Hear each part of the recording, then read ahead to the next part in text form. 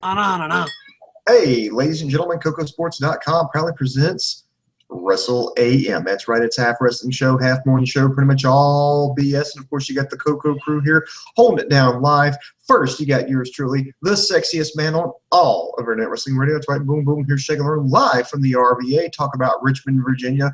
And of course, my co-host, oh my God, what is Dave Coco doing in the Impact Zone?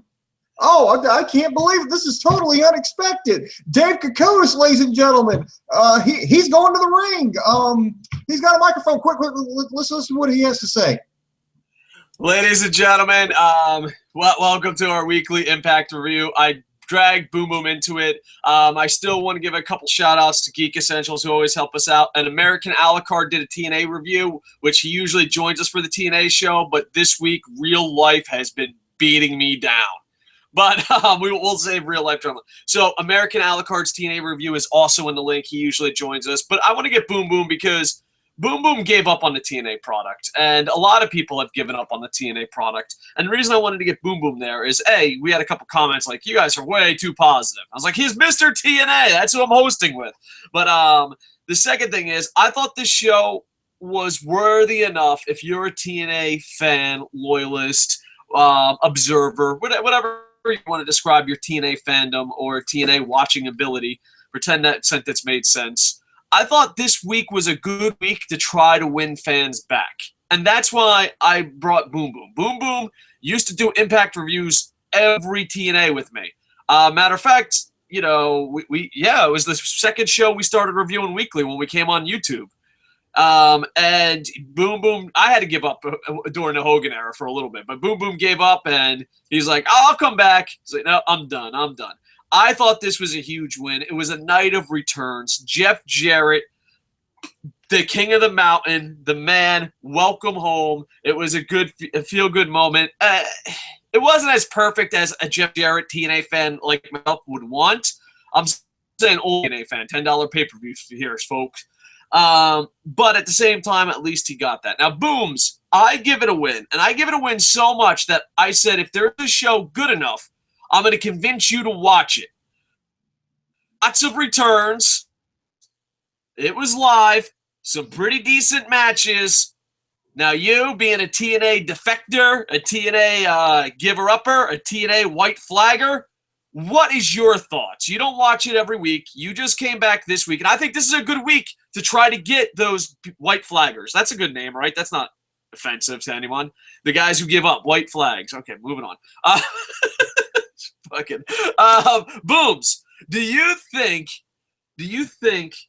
this was a good show? Win, loss, or tie? Now, for the record, Boom Boom doesn't watch this every week, so this is why I find his answer more interesting. Go ahead, Boom.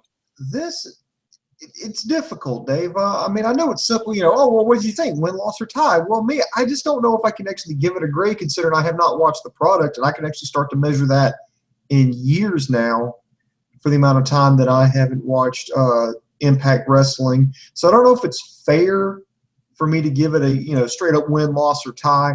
Did you enjoy yourself, sir? Did you enjoy yourself? For the most part, I thought it was an entertaining show. There was definitely a lot of twists and turns and surprises. I think they went overboard with it. I think what they did this past Thursday live, they could have maybe drug out over the course of a month, but they just gave it all away at once. Two things. I'm going to be devil's advocate here. One, they're not live every week, so a surprise return isn't a surprise if there's spoilers everywhere, and there's WWE fanboys that give away the spoilers. And the second thing is that I believe the atmosphere around TNA, even those watching it, is like, oh, we can't afford anybody, so there should be no returns. So the fact that there's a bunch of returns is kind of like, oh, okay. So those are two things, playing devil's advocate. But go on, Booms. I mean, this also comes in the wake that they got rid of 3 talents. Yeah, four. Just recently, I don't know how accurate this is. My sources is Punky on Facebook. Punky the Rex on Facebook says Low-Key is gone from TNA. Yeah, Low-Key is gone. This past Thursday night was his final night with the company. That is horrible. That's just sad. Absolutely sad. I'm a huge Beatdown Clan fan. Booms, let me explain the Beatdown Clan because you're new here. Mm-hmm. It's your favorite team always losing. Like, they put on the coolest, best wrestlers and a really cool gimmick. Like, the t-shirts are cool, the gimmick is cool. It's like Bullet Club, NWO type cool. And the people in it are really cool, and you root for them. Now, imagine being a Bullet Club fan or an NWO fan, and they never fucking win. Ever. They just never win. Never. So what you're saying is they're the Tampa Bay Bucks of professional wrestling. Dude, I've said that a million times, and you've read my mind or you watched all my TNA Impact reviews. And knowing you most likely read my mind. They are the Tampa Bay. They are my beloved Tampa Bay Buccaneers. And I'm not a Mets fan. This is my son's hat, just for the record. Go Rays. Yeah. I guess my criticism would be, I don't know if it's really a criticism. I would say an observation from watching this past week's show. To me, it's like the company is in all-out desperation mode, as they should be. They're throwing everything they can at the screen, as they should be, and they're trying to turn this company around, as they should be. All right, so hopefully it works out. Now, Booms, we're going to break it down. Shortest answer possible. Would you watch another week? You know what? I may actually watch next week just to see how they follow it up. I know they've got Slammiversary, but the way they're setting it up is that I think they're just doing Slammiversary because it's some kind of contractual obligation, but I think their real focus. Their pay-per-views, for the record, their pay-per-views mean absolutely nothing to them. It's sad. We went for Bound for Glory. There's no title shot. I don't even know what the card is. I watch TNA every week, and I go to their website maybe 3 times a week. I have no idea what their card is. This is by far, TNA put on a great show. July 2nd looks amazing. No one gives a fuck. If you're not paying for Jeff Jarrett, there's no reason to pay. But we'll talk about that on a pay-per-view profit if we even get. It seems like all the build-up is to next week's show, Bell to Bell. That's where the big hype is. It's like, yeah, we've got some. We're having Slammiversary. You have to pay for that to see how we're setting up for the free television show. Yeah, it's absolutely horrible, and it's just, I don't know. They have to stop pay-per-views. They just have to. All right, Booms, let's break this down. All right, got to break it down here. Of course, we start off with a promo from EC3, accompanied by Tyrus. Just so you know, Booms, EC3 is a god. Go on. Okay. He announced that he would be choosing an opponent for Kurt Angle this week, leading up to their title match next week. He quickly revealed, which I think was a mistake, that his hand-picked opponent for Kurt Angle would be none other than Matt Hardy. And by the way, congratulations to Matt Hardy and Reby Sky. They welcomed their first child into the world on Tuesday. I've not seen the kid's name. From what I understand, they've already gave him like a social media account. He's already got followers. So, but aside from Hardy antics aside, congratulations to them. So, yeah, I enjoyed the EC3 thing. Now, here's the thing. It's a night of returns, and there's a lot of great returns. This is not one of them, and this is my fault. I said Matt Hardy doesn't make me as angry as Jeff Hardy. Matt Hardy's very entertaining. So this is on me. That's what I get for complimenting Matt Hardy. This is obviously my fault. It was live. I didn't know about the other returns. But when EC3 said Matt Hardy, I was like, all right, well, that's a fucking huge letdown. Yeah, I think there could have been a little bit more drama with that had he's because Kurt Angle was like, who is it? Who is it now? Get him out here. I'll make him tap out right now. I think EC3, they really could have taken the opportunity to play, the bad guy. It's like, I'm not going to tell you. You're ready to go. You don't play, no, this is my hand-picked opponent. You don't fight him when you're ready. You fight him when I say you're ready. And just, drag it out, tease, who could it be? Who could it be? And now, granted, I think maybe revealing Matt Hardy early because it avoids like a letdown because of there's all this hype the whole show. Who is the hand-picked opponent? Who's the person that, EC3 believes can beat Kurt Angle? And then, it's Matt Hardy. I think everybody would have shit on that. So maybe it wasn't such a bad idea to go ahead and reveal, okay, it's Matt Hardy. Here's the reason behind it. That leads at least a little bit more drama backstage. So, but I think they could have went either way with that. Yeah, me too. I think if it wasn't for the other returns, no, everyone would have been upset. That's just me. I think they're like, hey, we're gonna fucking give you a shitty return, but don't worry, we're teasing you with this one. All right, what's the next segment or next match? First match was a three-way elimination match for the vacant X Division title. It was Low Key versus Tigre Uno versus Grado. You want to give your thoughts first, or you want me to go first on this one? Well, I think you're going to be a little bit more positive on it than me, but this match was okay. I started playing like the little Sesame Street song. I channeled my inner Cookie Monster because I was like, one of these things isn't like the other things. One of these things just isn't the same. And I was like, well, let's see. We got two guys can wrestle and a fat Brit. And, I've heard a lot of hype about Grado. I know he's big in the UK. He won a lot of people over, with his antics during British boot camp. He had a match with Al Snow, I believe, earlier this year. But I'm watching this guy, and I was not impressed by Grado. Low Key, I know very well. Great wrestler, Tigre Uno. I don't care one way or the other about him, but maybe that's going to change. Grado was the first eliminated. Then it came down to Tigre Uno and Low Key. Tigre hit a corkscrew moonsault on Low Key, got the pin and the win, and picked up the X Division title. They shot off some, not confetti, but streamers. Christy Hemme gave him a post-match interview. Tigre Uno used up all his English. But overall, I liked the match. I think it was a solid match. I think they could have done a little bit better job picking a third person that could have gone because, just Grado just seemed completely out of place. That's like, okay, that would be like, okay, here's Wrestle AM starring Dave Coco, Boom Boom, and Channing Tatum. Wait a minute, this is something's not right here. They're just like, whoa, one of these things is not blending in with the other two here. We're not very good-looking gentlemen, I assure you. But if Tatum was here, you know how much worse it would be? It would be a million times worse. So like, hey, two ugly fucks talking about it, but then you have just Tatum like throwing in his not good. I love Grado, and Grado is an experience. He is just sports entertainment comedy at its finest. I love the X Division. Boom, boom. You know me. I love the X Division. I love the X Division so fucking much that, like, if you're not worthy, I'm fucking angry. I'm looking at you, Spud.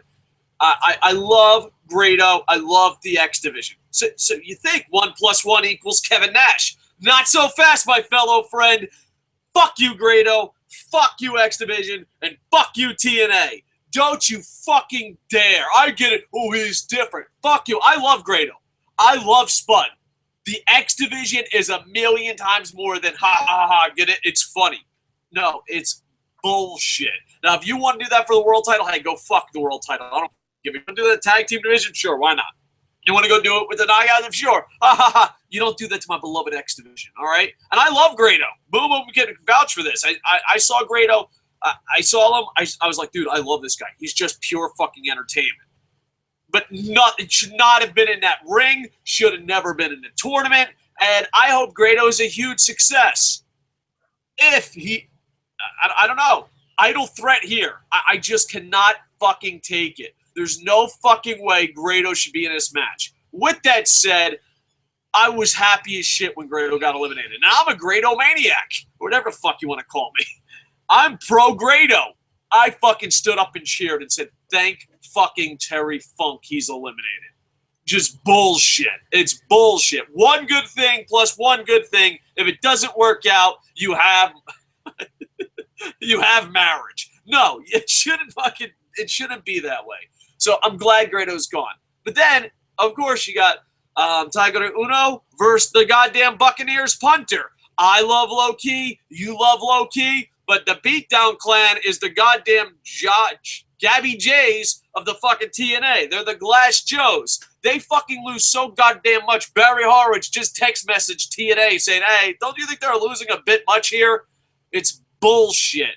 Tiger Uno is the perfect second safe bet. All right, it's the safe bet. There you go. Lucha style, Rey Mysterio senior student. And low-key, according to internet reports, I learned it from Punky on Facebook, is gone. And I'm just fucking, dude, I've had enough. I've had enough. Like, it's got to the point where it's fucking ridiculous. MVP, just fucking come home to New Japan. Matter of fact, Beatdown Clan, get up right now. Right now. I know all of you are surrounded by your iPhone listening. Get the fuck out of TNA now. You are way too good to be booked like this. Congratulations, Tiger Uno, and hopefully you have a long road to rebuilding the X Division to what it was. And you know what? Good luck. Good luck. Hopefully, yeah, if I remember correctly, Dave, I believe that the Beatdown Clan has a match against the Rising where the losing faction has to disband. And I'm thinking, they should have the Rising win that, and it'll be a mercy killing for the Beatdown Clan. Yeah, it has to be over, man. It just has to. It's so fucking embarrassing. And they're so talented, so cool. It just fucking pisses me off. Let's go to the next one. Congratulations, Tiger Uno. It wasn't the best of X Division matches, but me personally, I hold X Division matches to a very high standard because I don't think I'd be doing TNA reviews if it wasn't for the X Division in the early days. Booms, next. Next here we have a knockouts match, Angelina Love versus Velvet Sky. This time, Velvet Sky fighting for her spot back onto the TNA roster. Apparently there was some shenanigans at Feast or Fired, and it cost her her job. Well, it was do or die for Velvet Sky. Made a rhyme there. I think it was a pretty good match. It didn't go very long. It was about a 5-minute match. And I know what the TNA fans are thinking. They're staring at me right now, and I know what you're thinking, TNA fans. Well, it was better than anything WWE does with their damn divas. Okay, yes, I'll give you that, but come on. Look, frankly, that bar is not set very high. So as long as two women can put on a competent match, it's still better than WWE's fucking Divas division. But yes, I did enjoy it. Velvet Sky won with a stunner. Hey, whatever happened to that move? And so she is now back on the TNA roster. And I will say this. One positive thing about TNA, at least when it comes to with its women's division, is from what I've gathered, there are two separate women's storylines with two feuds going on right now. You had Angelina Love and Velvet Sky, but apparently the Dollhouse is having a feud with Awesome Kong and Brooke. So these are two storylines are totally unrelated to each other. They're two separate storylines, two in-ring feuds. It's not like over in WWE where it's like Rusev and Lana, the stalking angle, and then the Bella Twins and Paige. No, these are two separate ones, and I think WWE should watch Impact, and this is give Divas a chance. Yeah, we're having two unrelated storylines, two feuds in the women's division, helping everybody instead of just we've got 10 Divas, but we can only focus on one feud. So I will give them props for that.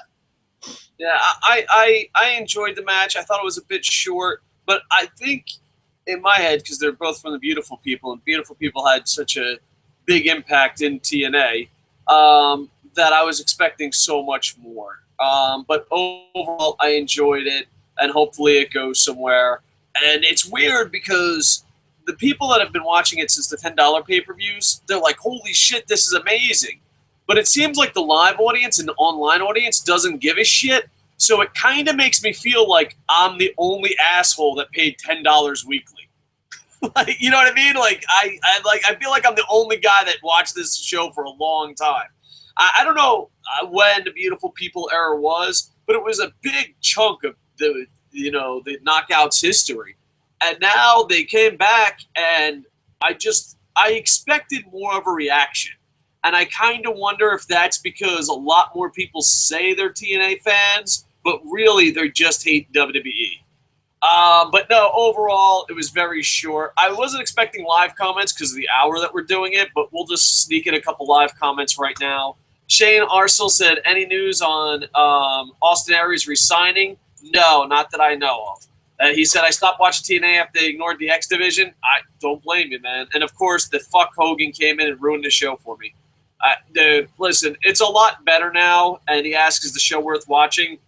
If you haven't watched TNA in a while, I think this is the show worth watching because it was live, and there was a lot of returns, and it was a really awesome tag team match. So if you haven't watched TNA in a while, this is the show, and this is why I got Boom Boom on. I'm hoping that, people that wouldn't give TNA a chance because without watching it, it's become a joke.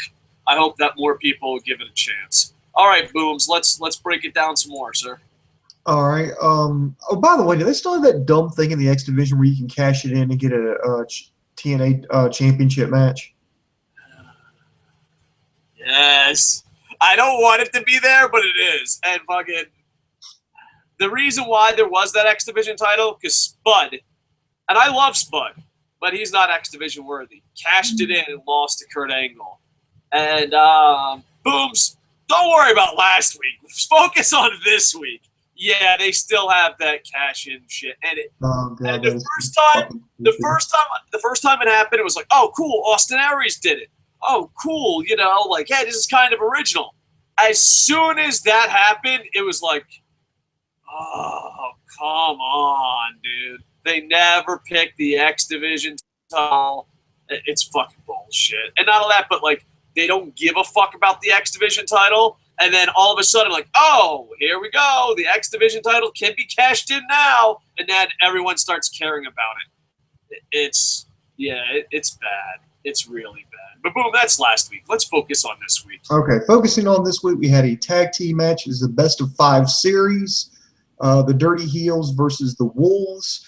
Right now, the Wolves going into this match, we're up 2-1. One more win, and they win the TNA Tag Team Championships. The Dirty Heels needed a win to take it to the tiebreaker.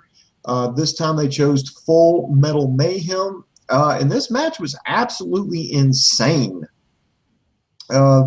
They used everything, tables, they used ladders, they used chairs, they used chains, anything they could get their hands on, they used it in this match. I liked Aries and Rude's, responses, calling timeout, sitting on the outside.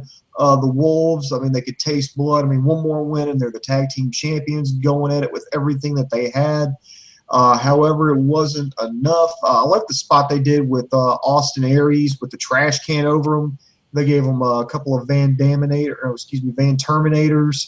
smacked him with the chair with the garbage can over his head. But when they were setting him up for a power bomb, that's when Bobby Roode came in, low blow to Eddie Edwards, leading to a pin and taking it to the tiebreaker to match number 5. I believe they're going to have a match at Slammiversary between, I think it's Eddie Edwards and Bobby Roode. No, I think it's Davey Richards and Bobby Roode. And the winner of that will choose the stipulation for the final and deciding match. In my opinion, Dave, this was match of the night. I was thoroughly entertained by this. I'm used to seeing both Aries and Roode. I know they did a little tag team work together beforehand, but mainly were single stars. Glad to see them together and actually have a name, the Dirty Heels and the Wolves. I'm a big fan of Eddie Edwards and Davey Richards. And another thing, Dave, I heard that I read this in an interview this past week that Davey Richards is actually still a paramedic in Florida. And Dave, I know you were from Florida. Can you imagine being at a car wreck and the next thing you know, you see Davey Richards working on you, going to the hospital? You'd think you were already dead. Wait a minute, I've got to be going crazy. Davey Richards is working on me. What the hell? I'm pretty sure that a lot of people just wouldn't know. But yeah, I understand. Yeah, as Shane Arsenal says here, the Wolves are awesome. I don't know why WWE didn't sign them when they had a chance. Well, according to WWE, they had an attitude and they just went into business for themselves in the match. But that's not exactly what I heard. What I heard was everybody was lobbying Triple H to sign him, and William Regal. I mean, a lot of the backstage talent was lobbying them, and their response was, "Well, we already got a bunch of guys that look like that." Yeah, but I don't know if that's true because they signed 1,000 fucking guys that look like that now. But according to Davey Richards is the one that works in Florida saving lives, right? Yeah. According to Davey Richards, only Eddie Edwards wanted to go to WWE, and he likes saving lives as much as he does wrestling, and he doesn't want to put 100% into wrestling, and that's why TNA is perfect. And I don't think he meant that as an insult to TNA. That was more of a scheduling situation where he could still, go save lives and all that stuff, which is pretty awesome. I don't know. You can't be like, what an asshole. You chose saving lives over a WWE contract. Sadly, when people read that interview, there's fans that thought that. Booms, there's fans that thought that. How dare you be a paramedic and help people after car wrecks and keep people from dying? Wrestling's more important. Fuck you. You're a quitter. No, I'm just kidding. But the thing is, I going into the series, I wanted the Wolves to fucking just sweep. You know what I mean? I just wanted to sweep. I wanted to get rid of the dirty heels. I think Bobby Roode should be a main eventer as a single competitor. I think he's one of the best in the business today. And I fell out of love with Austin Aries. You know what I mean? Like, I know there's a lot of fans that want Austin Aries to re-sign. I can give two shits. Whatever, dude. You were great at one time. But I wanted the Wolves to sweep. And I was like, all right, it would be awesome. Because it always goes to Game 5. It always goes to Match 5. But I wanted them to sweep. But this match was so goddamn good. Halfway through the match, I was like, all right, you dirty heels, you deserve one more match. With that said, the Wolves better fucking win. And not only that, but Slammiversary is supposed to be their first or second biggest pay-per-view. A lot of people like Bound for Glory, which, by the way, didn't have a title shot. Have you ever heard of a one or two pay-per-view saying, oh, we're going to have a match to decide the show on free television?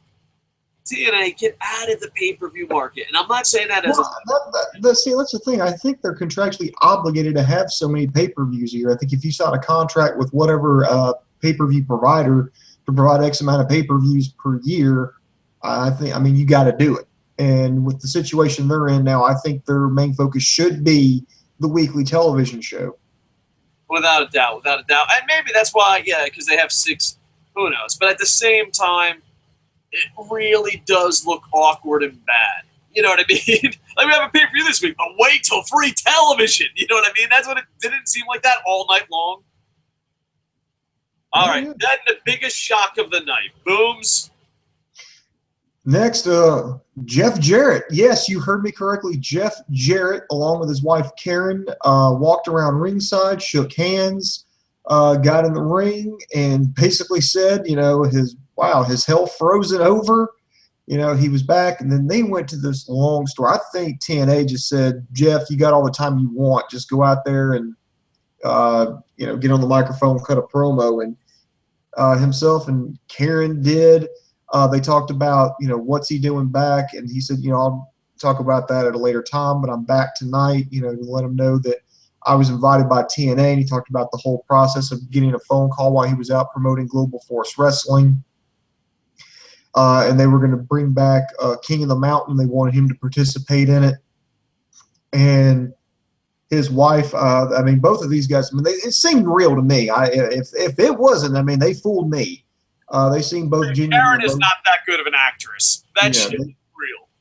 They seem very genuinely, emotional about this, about why, coming back to TNA because it's in the past, But it just ultimately came down with a conversation she said she had with Sanjay Dutt, saying that, this was his baby, and Jeff didn't go out the way that he wanted to. He got fired on a backstage pre-taping, and that's not how, he wanted to go out. So he's going to come back, and he's going to be in the match one last time, King of the Mountain, the match that he came up with. I'm interested to see where this is going because, well, one, there's nothing on the line. Usually the King of the Mountain match was for the TNA title or even back in the day, the NWA World's Heavyweight title. There's a title opportunity. He kind of left it open saying, I'm here for other reasons. Some people have speculated maybe that's an invasion angle. I have no idea where this is going, but I guess maybe that's the point is I'm intrigued and I want to see where it goes. I'm kind of curious here, Dave. Do you think this was done out of desperation Because, I mean, what does TNA gain by having Jeff Jarrett back? Even if it is an invasion angle, I mean, you're a former booker, you know, and you know that invasion angles, man, there's a fine line you have to walk with invasion angles because it's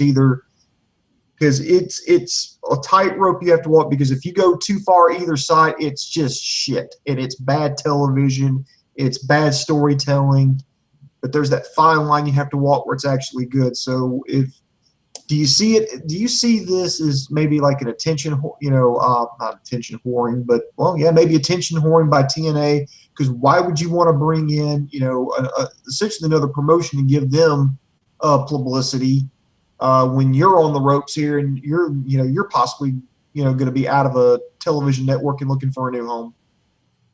Well, Andy Paps asked the same thing on Facebook. I don't think it's an invasion angle. I honestly don't. I just think it was they had a pay-per-view, they had to sell it some way, and no matter what Dixie Carter does and a Hall of Fame, it's not part of Jeff Jarrett. Real TNA fans from day one think it's bullshit. I think they needed a Hall of Famer, and I think they needed a pay-per-view grab. And they're just like, how can we do that? And they also needed, it's Slammiversary, they needed classic TNA guys. Well, a lot of the classic TNA guys hate TNA. You know what I mean? So, they were like, all right, let's deal with it. First off, I hope he gets in the Hall of Fame. Second, welcome home, Jeff Jarrett. I don't know where this was. I don't know if this was Orlando, where it was. But me as a Jeff Jarrett fan and a TNA fan, and he deserved a way bigger pop than that. Bad TNA audience. It's, if you're a TNA fan and you don't respect Jeff Jarrett, I don't get it. I absolutely don't get it, As far as, an invasion angle, I don't think so. But I do love how much he dropped Global Force. He dropped Global Force. Oh, I know. Every other word was Global Force Wrestling. He dropped Global Force. And Global Force is doing very bad, in my opinion. So bad that I don't even want to say it sucks. So bad that I just want to give Jeff Jarrett a hug. Here's how Global Force Wrestling is being promoted right now. They're doing a ballpark tour where they go to minor league baseball parks. I should know Richmond's going to be on that tour date. Now, I don't know if it's going on before or after. I'd probably have to go on after baseball games. So who knows? I may have to go down to the Diamond, go watch a Flying Squirrels game. Yes, that's the name of our minor league team. That is the coolest fuck. Can you get me a Flying Squirrels hat? I can make that happen. I'll get you a Flying Squirrels hat. It's almost as good. There's a couple more teams I think that's got some cool. You got the Biloxi Shuckers and the Montgomery Biscuits. So I'm a Flying Squirrels guy. That's awesome. But yeah, I he dropped it more than I dropped KocoSports.net. He was like, it's glad to be here, Global Force Wrestling, and I'm gonna be at this next pay-per-view, but don't watch that. Come to Global Force Wrestling. So I thought that was good. And I thought, Karen, either she took acting classes or that was bottom of her heart for real. And I like the fact that they mentioned how he got fired. I like the fact that they mentioned it when he started the company. I don't know, maybe they're working us, but if that's the case, A, congratulations, Karen, on the acting improvement. And B, if they are working us, oh, well, I enjoyed it. So good for them. But overall, I thought this was the most shocking thing. I heard rumors about it online. I was like, right, fucking Jeff Jarrett, whatever. You know what I mean? Some rumors just bounce off you.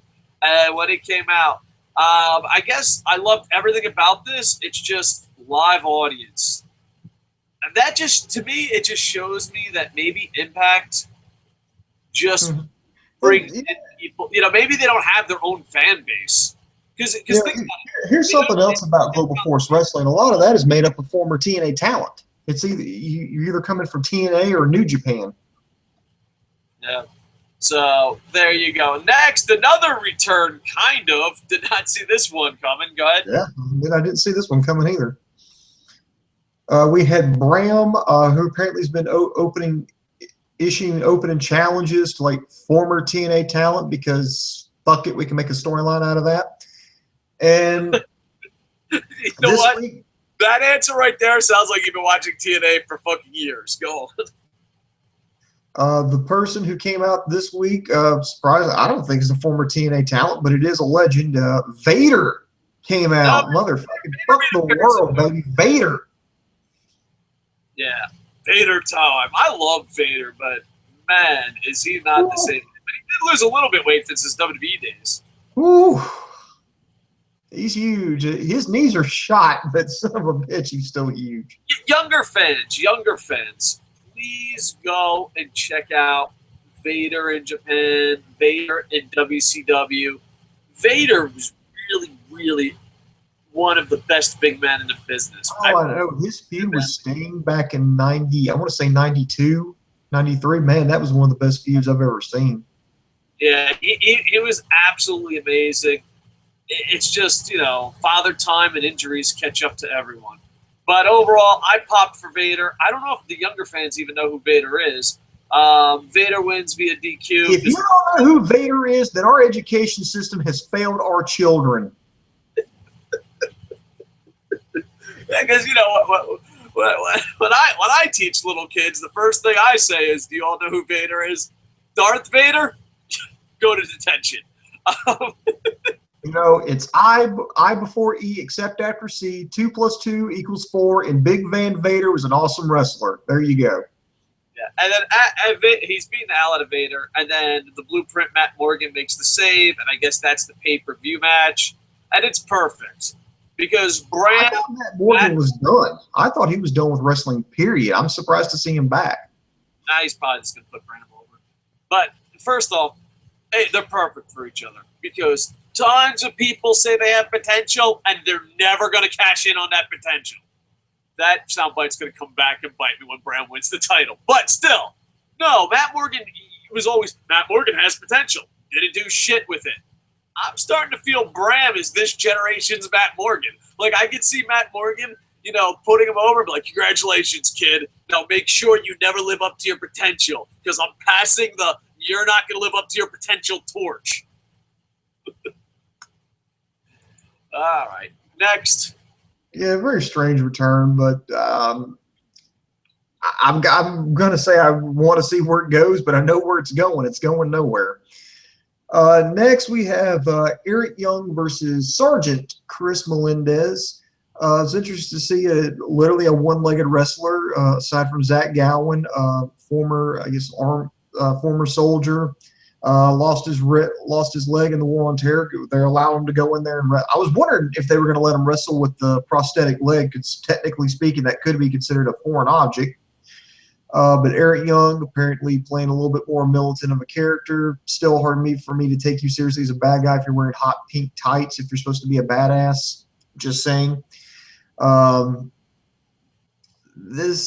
For the most part, this match was all Eric Young. Melendez did manage to get a little bit of a flurry there towards the end, but Eric Young wins with the pile driver.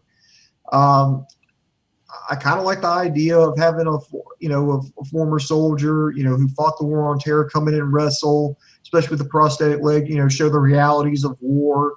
It's a really good, it's a feel good story.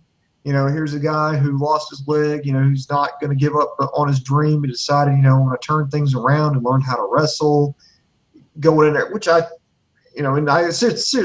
take two, sincerely, mean that it's a good feel-good story. And Eric Young, I've not really seen him play a bad guy since his Team Canada days, and even back then he was the goofy guy. So it's kind of a change of pace to see him playing a serious heel role. But the match itself was, it was okay. All right. One, Eric Young is doing a hell of a lot better on this heel run than his first heel run. Second, Chris Melendez, I like this because at first I thought it was just a PR stunt, but no, he actually is going to be a wrestler. He's not a PR stunt. They're putting him in storylines, and it's weird because Eric Young in the kayfabe world is doing heel stuff, but Eric Young breaking down the fourth wall is doing something great. And, even though he's beating the shit out of Melendez, it's kind of saying you're not here just for PR. you're going to have to learn how to become a wrestler. You're going to have to earn your way. And it's such a weird situation because, you know, it's kind of like, oh, my God, he's such a villain. But behind the scenes, it's like, no, he's not making them a PR stunt, which, you know, is great. And TNA, thank you for hiring this veteran. Thank you for giving it. But, you know, real life kind of dirty demographics gets in the way. You had 2 veterans, and just like WWE with Japanese people, you can't have 2, can you? And when it comes to the Army veteran and the Marine veteran, you kept the Army dog. You know, this just in. Dear WWE, it's okay to have 2 Japanese wrestlers on the roster at once. And dear TNA, it's okay to have 2 veterans on the roster at once. It's bullshit, you cut gunner. Next, the the Tampa Bay Buccaneers brawl with the Horizon throughout the Impact Zone. Low Key is fucking leaving. We find that out later. So in return is Lucha Underground's very own Hernandez. As a Lucha Underground fan, as a TNA fan, as a Hernandez fan, I was marking the fuck out, going absolutely crazy. But I worry about season 2. If Hernandez is showing up on Impact, that scares me. But overall, I marked out. I don't know if anyone else enjoyed it as much as me, but I always thought Hernandez had potential, not Matt Morgan potential, real potential. And I have no idea how this guy's not a main eventer. I think he should be up there with Bobby Roode, EC3, Kurt Angle, and he never got that opportunity.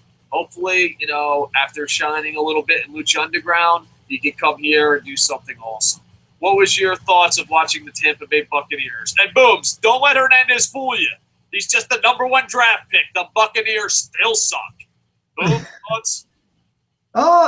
Well, a lot of people kind of freaked, at least Lucha Underground fans kind of freaked out. It's like, oh, what does this mean? What does this mean? I'm like, well, it probably just means, you know, he's just a free agent and, you know, he's out. I mean, if you have Prince Puma showing up on Impact, yeah, hit the panic button for Lucha Underground. But no, it makes sense. I mean, he's a longtime TNA guy. They're having, you know, Low Key left. They needed somebody that's big, that had some credibility. So I think the beatdown plan picking up Hernandez was a good get for them. The Rising, I don't know much about this group. Period. Apparently they're going to have, like I said earlier in the take 2. Earlier in the review, they're going to have a match where the losing faction has to disband. So I think it's a good way to kind of keep this feud going. I think this is a good sell for that. So I think it was pretty good. You know, let's just see where it goes. All right, let's talk main event, do some live comments, and wrap this bad boy up. All right, the main event, as we mentioned at the top of the show, Kurt Angle versus Matt Hardy in a non-title match. I was actually kind of surprised about how short this main event went, because it was like, okay, here we go. Holy shit, it's over with. What the fuck? You know, you had Angle, Hardy working each other over. Hardy hitting multiple side effects onto Kurt Angle. Angle setting up Hardy for the ankle lock. Eventually, he locks it in during the twist of Hardy was going for a twist of fate, but Kurt Angle reversed that, countered into the ankle lock, locked it down. Hardy taps out, gets the Kurt Angle picks up the win, and then EC3 and Tyrus go in there to attack Kurt Angle, but Matt Hardy helps fend them off, and Kurt Angle winds up standing tall at the end. So I think it was an okay main event. I think this is where it actually benefited by not having it go long, because I don't think there was anybody who honestly thought Matt Hardy was going to win. I think the question would be, well, is EC3 going to come out and interfere? Is he going to attack Kurt Angle after the match?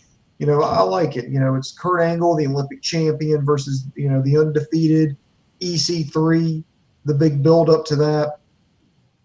And they're going to go bell to bell next week. Yeah, and I'm glad it's short. Matt Hardy, there's a part of me that I think they're just like, hey, we had a lot of returns. Maybe people will check it out. I think it was, hey, let's throw in a WWE guy. You know what I mean? Let's have 2 WWE main eventers. I think they were trying to convert new fans or bring back the boom booms and stuff. So I think that's why I'm glad the match was short. No one, like you said, no one thought Matt Hardy was going to fight. And, it gets out of the way. I kind of like, why did Matt Hardy attack EC3? But I'm just a huge EC3 fanboy. And I mean, Matt Hardy had said earlier the night that he only took this match because it was an opportunity to take on the TNA champion, and he thought that EC3 was a person of less than stellar character. Let's put it that way. Yeah. If you had a last name Hardy, you shouldn't say that. That's all I'm saying. You know what I mean? Like, fucking Hardy. All right, but I'm looking forward to EC3, Kurt Angle. I enjoyed this show. I believe this show, if you're a TNA fan or if you haven't given TNA a chance, this is a good show to try to jump back in because people haven't watched it on Destination America. It's improved since the Hogan era. It's not perfect, I assure you. It's not a perfect product, but it's improved since the Hogan era. And I think a lot of fans that gave TNA a chance and a fighting chance, Hogan just fucking leg dropped that. You know what I mean? So overall, really enjoy it. And I will say this this episode of Impact generated a lot of buzz on social media. I know my Facebook page fucking blew up with my friends that are wrestling fans. Talking about, oh my God, Vader's back, and oh my God, look, Matt Morgan too. Oh look, Hernandez has come in. I'm just like, okay. And then Dave's like, oh, boom, boom, you gotta check this out. Or however he talks, you gotta check this out. This is a good episode of Impact. You gotta watch this. I'm like, okay, I guess I'll watch it. And I watched it. I'm not gonna say it was awesome, but I wasn't disappointed by it either. All right. Well, hopefully it brings more and more fans in because there's a lot of alternatives to WWE, and a lot of those alternatives are skated on very thin ice. And hopefully people give it a fair shot. I enjoyed it a lot.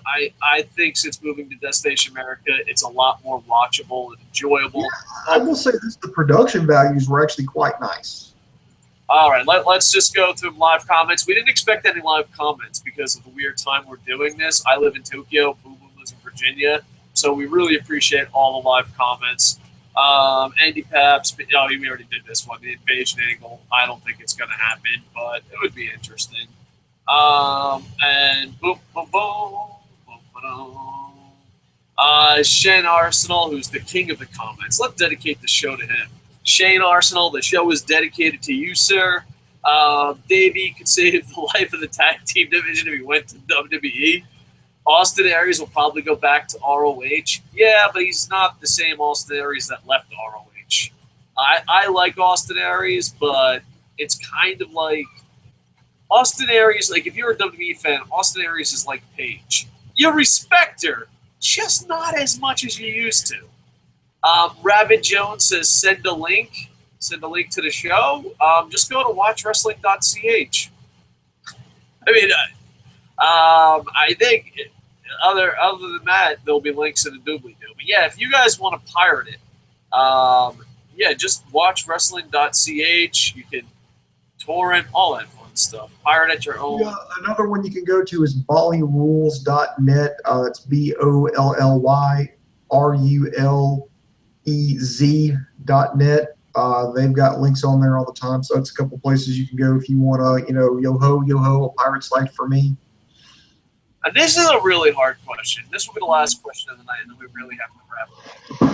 Remember when I said 21 minutes ago? I was like, we should try to end this show 21 minutes ago.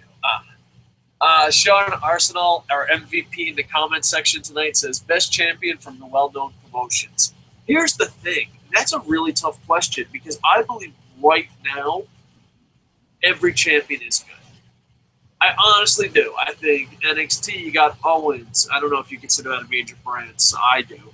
WWE, you got Seth Rollins. Lucha Underground, you got Prince Puma, a.k.a. Ricochet. IWGP is AJ Styles. TNA is Kurt Angle. Right now is a great time for champions. So, if whoever I pick, and you're like, oh, I didn't pick your guy, I think right now is a great time for champions. But me, I love Ricochet. I love Lucha Underground. AJ Styles. The IWGP title means so much to me. I'm going to say Prince Puma and AJ Styles, but I don't want to take anything away from the other champions, and I hope that this trend continues. Usually there's a champion you're like, dude, that guy doesn't deserve it all. But right now, I think every champion deserves it. I just think, Kurt Angle, you better pass that shit to EC3. Booms, out of all the major promotions, who do you think is the best champion? And even Jay Lethal in ROH is a good champion. There's not Yeah, I mean, dude, it's a really tough call. I think people are going to lose respect for me because if I go default and go NXT, I think I'm gonna say Kevin Owens. Kevin Owens? All right. Yeah, I mean, he's on everything, so it's not too bad. I don't know if some people would count that as a main show, but I don't know. Well, I just think people are going to worry that that's a cop-out because I'm going back to partially the WWE's product. I mean, and don't get me wrong, I think AJ Styles was a great champion. I think Prince Puma was a great champion. Jay Lethal, well-deserved. Seth Rollins. Seth Rollins, Kurt Angle. I think Drew Galloway's the Evolve champion if you want to start splitting hairs.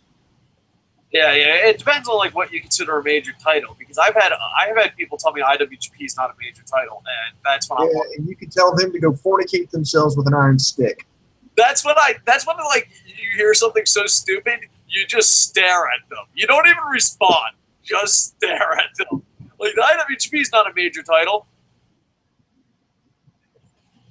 I'm gonna get this one in because he's a first-time commenter. CamDog95, Abel, hey Coco, long-time listener, first-time commenter. Hey, comment all the time, pal. We really appreciate it. I was just wondering because I'm 99.9999% sure EC3 will beat Angle. After this feud, who do you think will be next in line to feud with the future TNA champion? If in my perfect world, Bobby Roode. I think right now Bobby Roode should be a face. I think maybe he should split off with Austin Aries. I don't know if that's gonna happen. But I think Bobby Roode is one of the best in the business at everything, and I think he can pull off being a face, which is a lot harder these days. It's way harder to be a face than a heel. And EC3, I think, is the best heel in the business. I know a lot of people say Rusev and Owens, but I love EC3. So to me, I think that would be the best feud. But yeah, that's who I would go with next. Who do I think they'll go with next? They'll probably give Kurt Angle his rematch because the network loves him. All right. Booms, tell them to like, comment, subscribe, and other stuff. You can always join us here at KocoSports.com. That's KocoSports.com. It's your home for all combat sports. That includes boxing, mixed martial arts, pro wrestling, amateur wrestling, sumo wrestling, taekwondo, kickboxing, judo. If you can get your nose broke doing it, we got you covered there on the site. Be sure to check out our news and gossip section, updated daily, along with our very popular video on demand section. And just in case you missed any of our shows, you can have access to our complete total archives. And you can always subscribe to us on YouTube, Facebook, and Twitter. We're cranking out shows every day, quite literally every day. One show a day, several on Wednesday. My life. And check it out at KocoSports.com. It's where the world goes to kick ass. Like, comment, subscribe, boom, boom, thank you. Commenters, thank you. We didn't expect to get any live comments at such a weird time, but like I said, real life gets in the way. I mean, in a perfect world, I would love to be able to do reviews as soon as they go off the air, but Booms has a career, and I have 76 businesses. And 45 kids. We love podcasting, but stuff gets in the way. And I do have a lot of kids. I collect them like Pokemon. All right, like, comment, subscribe. Thank you. And with that, I am over.